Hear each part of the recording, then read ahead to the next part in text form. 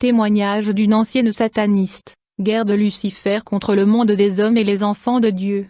Frères, j'étais serviteur de Belzébul, dieu païen et philistin vénéré dans l'ancienne cité philistine d'Écron, à l'époque de l'Ancien Testament. C'est un terme qui signifie le seigneur des mouches. Frères, j'ai été emmené par un prêtre catholique dans la dimension parallèle du diable, le monde de Pandémonium, où j'ai rencontré le prince de démons et je suis devenu serviteur de Belzébub, le prince de démons. Puis j'ai voyagé au royaume de l'Inde, siège du gouvernement mondial de Lucifer. J'ai finalement signé un pacte de sang avec le diable sous la mer Rouge dans son château. Alors que je voyageais dans le monde de Satan, j'ai conclu un accord avec lui. M'a-t-il dit, tu vas combattre des gens qui mènent la guerre contre moi au nom de leur Dieu. Ils se battent et font la guerre contre nous au nom de leur roi. Vous allez les détruire à tout prix, frères, vous êtes mis à part et vous êtes plus que vainqueurs. Mais il y a des exigences pour gagner cette guerre et remporter la victoire. Nous savons que nous sommes de Dieu et que le monde est sous la puissance du malin. Le royaume de ce monde n'est pas de Dieu. Le monde est gouverné par les satanistes et le monde est dans un chaos généralisé. Il se passe des choses horribles et terribles dans le monde des esprits, qui influencent le monde physique. Frères, ce monde est du diable. J'ai été chargé de mener la guerre contre les enfants de Dieu et l'Église de Jésus-Christ. J'étais supposé neutraliser les capacités et puissances chrétiennes. Je causais de la distraction par la pratique de l'envoûtement. Enfants de Dieu, si vous n'êtes pas protégés dans cette guerre, vous serez vulnérables. Je vous dis ce que j'ai pratiqué et ce que j'ai appris par expérience. Pendant de nombreuses années, j'ai mené une guerre systématique et violente contre les enfants de Dieu. Chaque fois que j'entre dans une église pour attaquer, je fonctionnais comme le démon dans le film appelé Le Prédateur. Dans ce film, le démon prédateur voyait et détectait certaines lumières. Chaque fois que je me présente dans une église, je ne pouvais pas voir et détecter les croyants qui marchent dans la sanctification et ceux qui sont couverts de l'armure de Dieu. À chaque fois que j'ai déclaré la guerre et ciblé un chrétien, je devais au préalable identifier le péché dans sa vie ou un point de contact. Ce que je craignais le plus dans cette guerre est une vie de sanctification. Lorsque vous vivez une vie sainte, l'entrée dans le royaume de Dieu devient facile, bien que la sainteté ne soit pas suffisante dans ce conflit. J'ai échoué contre les enfants de Dieu et j'ai aussi vaincu certains enfants de Dieu. Remarquez que la sainteté ne suffit pas dans ce conflit, car la sanctification doit être associée à une vie de prière dédiée. Job était saint mais Dieu a permis au diable de le toucher ainsi que ses enfants de Dieu et c'est bien. Pour gagner la guerre spirituelle contre l'ennemi, les enfants de Dieu doivent mener une vie sainte, combinée avec le dévouement dans la prière. La prière est une arme puissante et une arme stratégique de destruction dans le combat spirituel.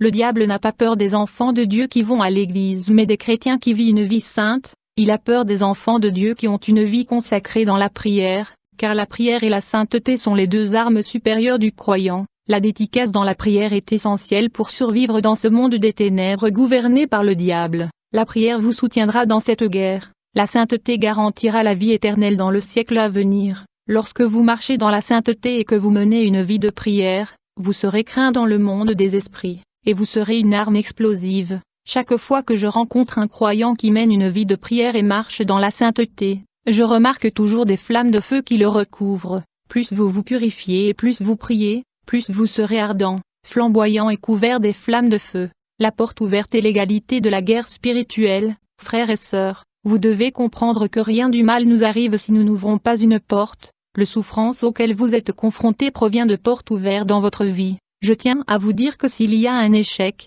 défaillance et faillite est récurrent dans votre vie, c'est à cause du fait qu'une porte est ouverte dans votre vie. En fait, la direction et la trajectoire de ma vie ont été influencées par les portes qui étaient ouvertes dans ma famille. En vérité, ma famille était dans des alliances avec le royaume des ténèbres. En conséquence, j'ai été réclamé par le diable à cause de portes ouvertes et des alliances de ma famille qui étaient dans des traditions et la coutume. Beaucoup d'enfants de Dieu sont réclamés par les puissances diaboliques à cause des alliances ancestrales et des héritages générationnels. Étant donné que les portes de ma famille étaient ouvertes, l'ennemi parvenu à injecter des pensées dans mon esprit. En conséquence, j'ai commencé à aspirer à devenir célèbre et notoire. En fait, je m'appelle Guy Christ, de la République démocratique du Congo. J'ai grandi dans une famille catholique. Ma famille et mes parents fréquentaient l'église catholique. Ma mère prenait part à la réunion des mamans légionnaires de la Vierge Immaculée. Alors que je grandissais, je servais dans l'église catholique jusqu'à ce que je suis devenu un servant acolyte. Alors que j'évoluais dans cette religion,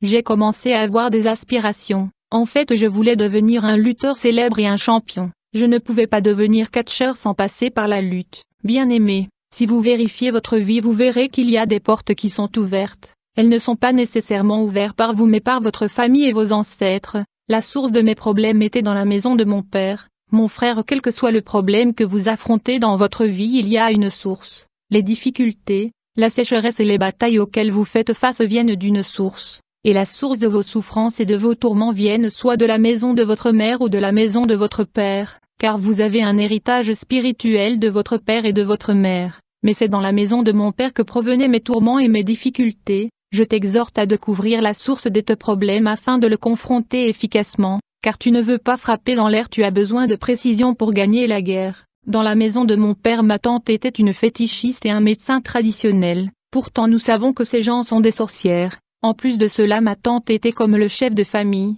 Elle était celle qui gardait notre famille grâce à sa sorcellerie. Elle était donc une sorcière. Par ailleurs, quand je servais le diable, je n'étais pas une sorcière mais un sataniste. J'étais bien supérieure aux sorcières. En fait, j'ai grandi dans les mains de ma mère qui était séparée de mon père. Mon papa était un homme politique et un homme riche, mais il était dans la magie noire. C'est lui qui dominait notre vie à travers une cantine magique, grâce auquel il pouvait surveiller nos vies. Il surveillait notre croissance et notre développement malgré le fait qu'il était éloigné. Bien qu'il vivait loin de nous, mon père nous était liés par une alliance perverse. Un jour mon grand frère est allé lui rendre visite. Quelques jours plus tard, quand il était sur le point de repartir et rentrer, du coup mon père refusa de le laisser partir. Il lui dit, « Je sais que vous vous inquiétez à propos de votre mère et vos frères. Je voudrais vous dire qu'il n'y a pas lieu de s'inquiéter pour eux, ils vont bien. » Mon frère continua d'insister. Toutefois, mon père ne voulait pas le laisser rentrer à la maison, car cela fait de nombreuses années de séparation. Étant donné que mon frère a continué d'insister, enfin mon père l'emmena dans sa chambre secrète, où il lui a montré des images directes de toute la famille. Ces images directes de la famille furent diffusées sur un miroir magique. Mon frère regarda des images directes de la famille sur ce miroir magique montrant exactement ce qui se passait à la maison. Et donc, étant donné que mon père était un politicien occulte, il était naturel que la famille soit liée à l'ennemi par des alliances obscures et occultes. Et donc je suis né dans une famille caractérisée par les prisons sataniques et les liens parentaux et ancestrales, mais je ne savais pas tout ceci. Aujourd'hui, beaucoup de gens sont dans des prisons spirituelles avec des alliances parentales et ancestrales mais ne savent pas cela. Pourtant, leur richesse est en captivité, leur santé et leur destin sont emprisonnés dans des captivités. Je veux vous dire, enfants de Dieu, vous n'êtes pas des hommes animaux et charnels mais des hommes spirituels qui comprennent les choses de l'esprit. Comprenez que tout ce qui se passe dans votre vie au courant de la journée s'est passé d'abord dans la nuit dans le monde des esprits avant de se manifester dans la journée. Frère, dès mon plus jeune âge, je voulais devenir un catcheur célèbre, et avec le temps, je me suis inscrit à la lutte gréco-romaine et à la lutte olympique afin de réaliser mon rêve de devenir un sportif de renom. Ces disciplines de lutte n'étaient que des disciplines sportives et il n'y avait rien de mal, c'était la prochaine étape de ma carrière professionnelle qui posait problème. À vrai dire, cette aspiration de vouloir devenir un catcheur m'avait plongé dans l'occultisme. Frère, j'étais secrétaire de Lucifer et j'étais un lutteur, et également un marabout. J'ai traversé différentes sectes et initiations dans l'occultisme. J'étais aussi un fétichiste, alors que je servais le diable durant toutes ces années. Je ne dormais pas la nuit car j'étais esclave de Satan. Le diable me donnait des missions tout le temps de détruire le monde humain et les enfants divins. Bien-aimés, chaque fois que je voulais détruire des enfants de Dieu dans le monde des esprits, je devais d'abord identifier ceux qui possédaient les propriétés du diable dans leur vie. Chaque fois que des enfants de Dieu possédaient des choses qui appartiennent au diable dans leur vie, nous avions la légalité de les détruire. Bien-aimés, chaque fois que vous gardez les propriétés du diable dans votre vie, vous devez comprendre que vous générez une lumière rouge dans le monde des esprits. La lumière rouge que vous générez indique au monde de Satan que vous vivez dans le péché et vous conservez les propriétés du diable, et donc chaque fois que vous pratiquez le péché, comprenez que dans le monde des esprits vous générez une lumière rouge qui sera visible aux esprits impurs et les satanistes. La lumière rouge informe le monde de l'obscurité que vous avez leurs propriétés et des choses qui les appartiennent, et dans ce cas ils ont le droit légal de vous attaquer et vous détruire. Rappelez-vous ceci. Chaque fois que vous gardez une propriété du diable dans votre vie et vous vivez dans le péché, la lumière rouge va se mettre à clignoter et à signaler dans le monde des esprits. Et j'ai vaincu ce genre de chrétien qui vit dans le péché et qui entretient les propriétés du diable. Jésus a dit, « Le prince de ce monde arrive mais je n'ai rien qui lui appartienne. » Jésus n'avait rien qui appartenait au diable, il n'avait aucune propriété de l'ennemi. Bien-aimés, je viens vous informer que chaque propriété du diable dans le monde spirituel clignote continuellement et émet une lumière rouge. Par ailleurs, quand j'ai rencontré Satan sous la mer Rouge dans sa résidence,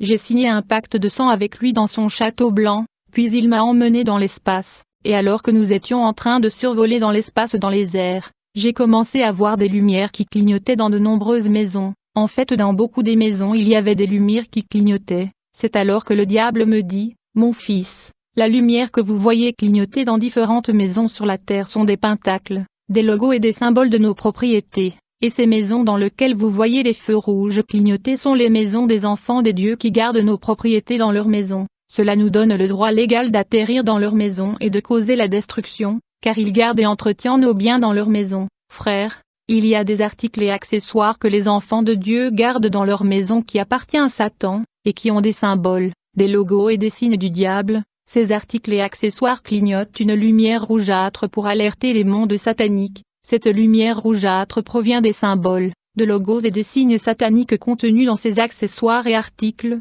Ceux-ci sont des pentacles qui indiquent aux démons qu'ils peuvent atterrir dans la maison des enfants de Dieu et causer la destruction, car ceux derniers conservent les propriétés du diable. En fait, ce jour-là alors que nous survolions l'espace avec Satan, j'ai vu que le sapin de Noël aussi générait la lumière rougeâtre. En fait, c'était une famille des enfants de Dieu qui gardait dans leur maison le sapin de Noël pendant la période de fête de Noël. En conséquence, l'attention des démons était sur cette maison qui clignotait la lumière rouge. À vrai dire, les propriétés du diable sont une invitation aux démons de venir dans votre maison afin de dérober, égorger et détruire. Bien-aimés, pour que l'ennemi vienne chez vous, il doit connaître votre position et votre condition et il doit recevoir une invitation.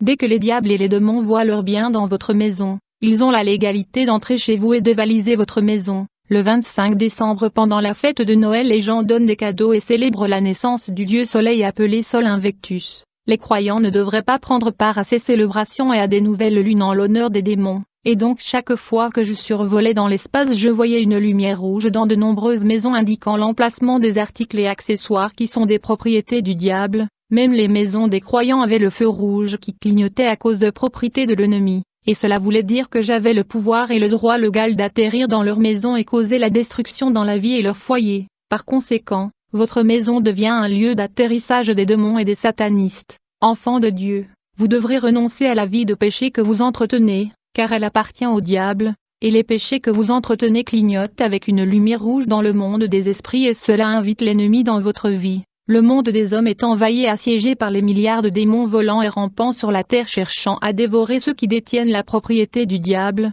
Dans cette guerre de Satan contre le monde des hommes et le corps du Christ, la prière est l'arme suprême du croyant. Nous devons toujours prier. Bien-aimés, ne vous y trompez pas, ce monde est dans les ténèbres et un chaos généralisé, et il y a des démons partout. À vrai dire, il n'y a pas d'espace comme vous le pensez. Nous vivons et marchons côte à côte avec des démons et ils sont plus nombreux que les humains. Sans une vie de prière nous serons des victimes, ainsi nous devions toujours prier pour que nous soyons revêtus et enveloppés par les flammes de feu. La manque de la vie de prière signifie que vous êtes déjà vaincu. Un chrétien doit toujours se repentir et doit toujours confesser ses péchés parce que le péché est une propriété du diable et les péchés brillent d'une lumière rouge dans le monde des esprits, signalant ainsi aux démons et aux satanistes qu'ils ont légalement le droit d'entrer dans votre vie pour causer la destruction. Bien-aimés, sans sainteté ni ferveur dans la prière vous serez vulnérables dans cette guerre spirituelle. Quand j'ai mené cette hostilité contre les enfants de Dieu et l'humanité, j'ai cherché toujours la légalité et les portes ouvertes pour entrer. Le porte ouverte la plus fréquente me permettant d'entrer dans la vie des gens et causer la destruction étaient les alliances de sang,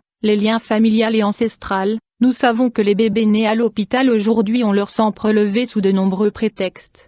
J'utilisais aussi de la musique profane comme porte d'entrée pour attaquer les croyants. Dans ce monde physique, tout est sous le contrôle de l'ennemi. Pendant la bataille contre le monde des hommes et des enfants de Dieu, dans le cadre de la guerre contre l'Église de Jésus-Christ, il y avait des opérations et des missions qui nécessitaient le jeûne et la prière avant l'exécution. Afin de détruire les chrétiens et les hommes de Dieu, je devais souvent jeûner. C'était souvent un jour de jeûne, une semaine ou un mois de jeûne. Cela pour tenter de vaincre les hommes de Dieu. J'ai eu à faire beaucoup d'abstinence quand je servais l'ennemi. J'ai connu le jeûne et prière véritablement quand j'étais dans l'occultisme. En fait, les satanistes ont beaucoup de tabous et d'abstinence, mais les chrétiens n'aiment pas observer les règles et les instructions. Bien-aimés, laissez-moi vous rappeler que la sanctification et le dévouement dans la prière vous rendent intouchables dans le monde des esprits. Dans cette guerre contre l'Église, l'une des tâches que me donnait le diable était de créer la pauvreté et la sécheresse dans la vie des enfants divins. Le diable m'avait ordonné d'empêcher les croyants de donner dans l'Église, qui est la maison des trésors. Je retirais le plaisir de demeurer dans la présence de Dieu. Ainsi, les enfants de Dieu quittaient le culte avant la fin du service. En plus de cela, les démons venaient me donner de l'argent que j'étais censé semer dans des églises pendant le culte. Aussitôt que l'église utilisait cet argent maudit, ma mission était accomplie. Car cet argent va causer la sécheresse dans le ministère. Les gens auront du mal à donner et l'église ne progressera pas financièrement. Bien-aimés, je voudrais maintenant parler de mon voyage dans le monde de Satan et de mon intronisation, et du pacte que j'ai conclu avec le prince des diables dans la dimension spirituelle. Mes frères, quand vous entendez souvent les gens parler du monde parallèle, laisse-moi vous dire que ce n'est pas une blague, car le monde de Satan est réel. Je suis témoin de ces choses. Je témoigne parce que celui qui est en moi est plus grand que l'ennemi. Sans Jésus je n'oserais pas le faire car je ne survivrais pas. Bien-aimés frères, je voulais être une célébrité dans le pays et dans le monde, mais il n'y a aucun moyen de devenir populaire dans ce monde sans l'accord du prince de ce monde. En vérité, ces célébrités et ces superstars que vous connaissez dans l'industrie cinématographique et musicale devaient signer un pacte avec le prince de ce monde pour devenir populaires. Toutes les élites que vous connaissez sont du diable, et donc n'aimez pas le monde ni les choses de ce monde. Si quelqu'un aime le monde, l'amour du Père ne point en lui. Frère, un jour alors que je pratiquais le fétichisme, je fus consulté par un client qui est venu chercher mon aide et mon assistance. En fait, alors que je pratiquais le fétichisme, les gens venaient me voir pour le pouvoir, l'argent, la célébrité, l'avortement, les enfants et ainsi de suite. J'étais dans différentes disciplines de l'occultisme. Quand les gens venaient me dire leurs problèmes, je faisais de prières magiques et des démons se manifestaient. Souvent ces démons parlaient à mes clients à travers le mur, à travers une radio que j'avais ou directement par une voix audible. Et ce jour-là, lorsque ce client est venu me voir pour ses problèmes, il me dit, « Maître, j'ai perdu ma femme qui est morte et a été enterrée, mais 40 jours après l'enterrement, ma femme a commencé à m'apparaître, me demandant de lui donner notre dernier fils. Cette apparition de ma femme morte a commencé à se produire 40 jours de la messe de mort. Bien-aimés, je veux vous prévenir sur la messe de mort qui se tient dans l'Église catholique. Il s'agit d'une messe satanique. Celui qui assistera à cette messe aura les années de sa vie volées par les démons. Cette messe est régie par l'ange déchu appelé patron Bombard de Bombard. Et donc ce client qui était venu me voir n'était pas en paix car il continuait à voir sa femme morte lui apparaître lui disant de lui donner leur dernier enfant. Cet homme voulait que je l'aide à arrêter l'apparition de sa défunte épouse. C'était une situation de fantôme. Je me demandais comment faire pour arrêter ce fantôme. Rapidement je me suis souvenu lorsque nous grandissions dans l'église catholique. Il y avait un prêtre célèbre pour sa capacité à capturer les esprits errants des morts. Chaque fois qu'un fantôme et un esprit des morts apparaissaient dans la ville effrayant les gens, ce fut ce prêtre qui les capturait.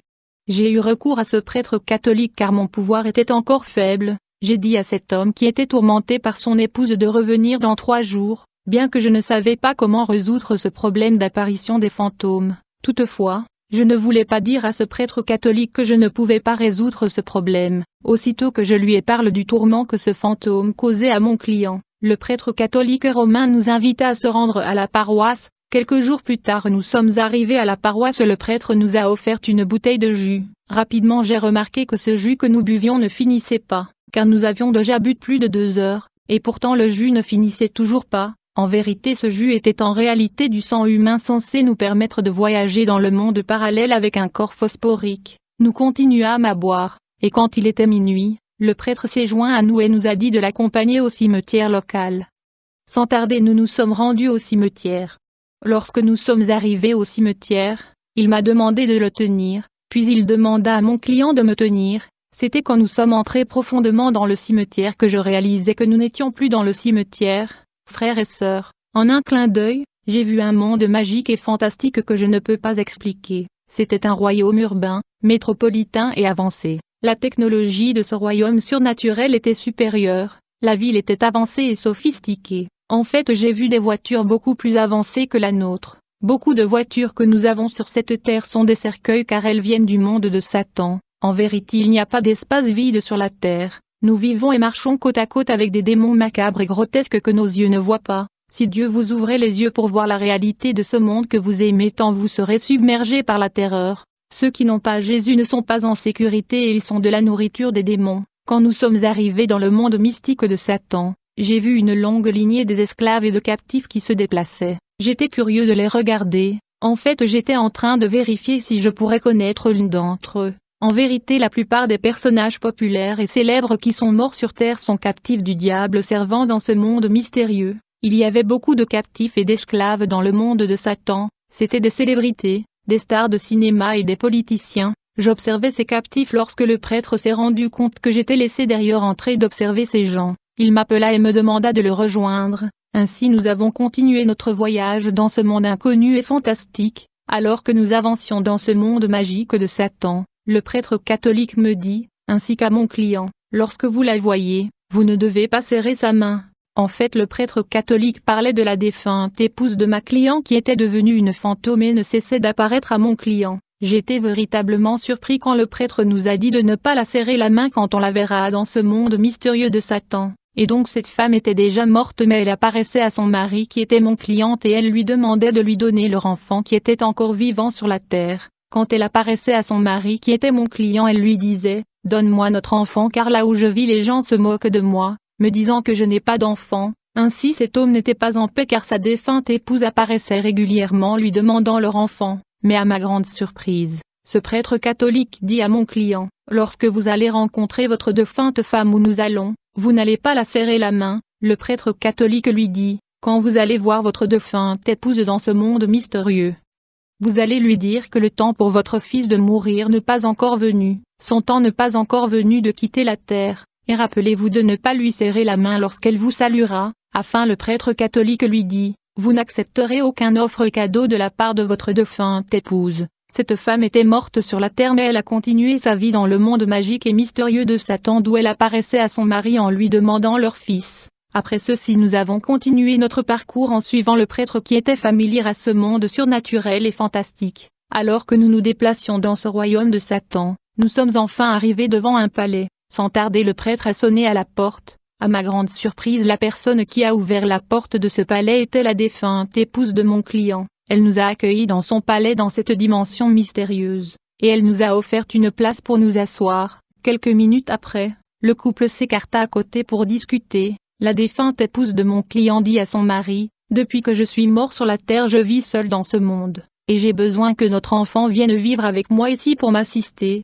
je ne peux pas continuer à être seule ici. » Ma cliente répondit à sa défunte épouse, « Notre fils va vous rejoindre quand son heure sera venue mais son heure n'est pas encore arrivée. » Alors que ce couple continuait à dialoguer, du coup le prêtre m'a alors demandé de signaler à ma cliente qu'il était temps de partir. J'ai immédiatement signalé mon client que nous devions partir. À ce moment-là, j'ai vu cette femme qui était la défunte épouse de mon client entrer dans sa cuisine et en sortir avec un gâteau. Elle dit à mon client « Vous pouvez apporter ce gâteau à notre fils. » Mais son mari ne l'a pas pris car le prêtre nous avait prévenu au préalable de ne rien prendre d'elle. Mon client dit à sa femme, « Ne vous inquiétez pas, je travaille et je prends soin des enfants et ils vont bien. » C'est ainsi que nous avons quitté la résidence de cette femme qui était déjà morte sur la terre et qui vivait dans le monde de Pandémonium. Bien-aimés, il y a des gens qui sont officiellement morts sur la terre, mais ils vivent dans le royaume de Lucifer.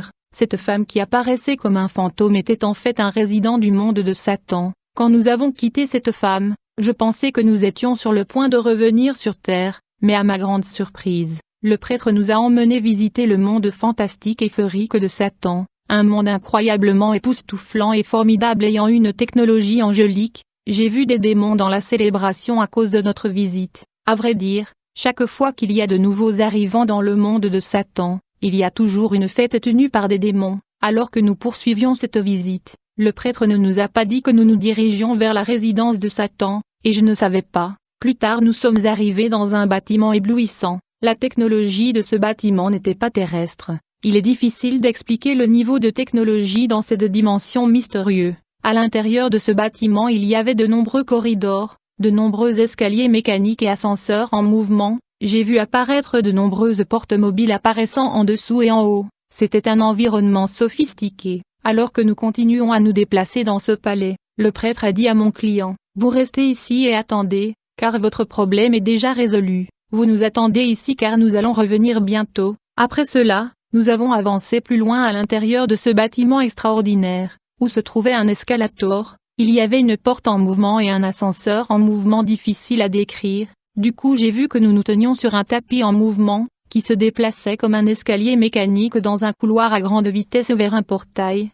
Lorsque nous avons franchi cette portail, nous nous sommes retrouvés dans une salle spacieuse, et dans cette salle qui se trouvait dans le palais de Lucifer, j'ai vu beaucoup de pentacles, j'ai vu beaucoup d'emblèmes, de nombreux logos de sociétés et de corporations du monde. J'ai vu même des types de tatouages différents. Je contemplais cette salle, du coup j'aperçois une chaise antique qui ressemble à une chaise royale que nous appelons communément Louis XIV. À ce moment-là, j'ai vu le prêtre catholique se diriger devant cette chaise, et il a tapé ses mains 3 fois. Frère, quand vous voyez dans une réunion une personne taper les mains 3 fois, à vrai dire c'est un code diabolique, c'est une communication mystique. Quand vous voyez dans le service religieux le prêtre sonner la cloche, c'est aussi une communication et un signal au monde des esprits. Et quand j'ai vu le prêtre taper les mains 3 fois, tout de suite j'ai vu une fumée noire s'élever de la chaise antique. Tout à coup, un serpent mythique et énorme a émergé de ce fumée noire. Cet énorme serpent avait 3 têtes, il avait des cornes et des mains. Quand ce serpent à 3 têtes est apparu,